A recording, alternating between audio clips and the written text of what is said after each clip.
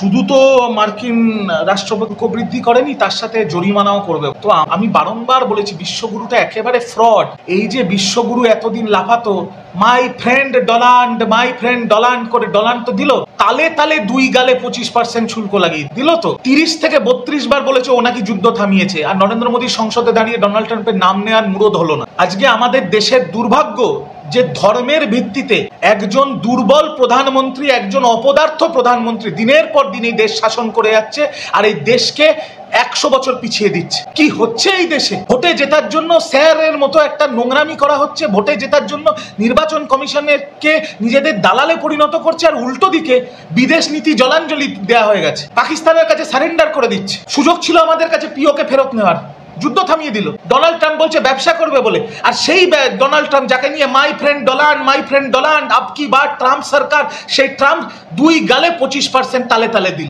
বাংলা হান্টের আরো খবর দেখতে নজর রাখুন। বাংলা খবর মানেই বাংলা হান্ট।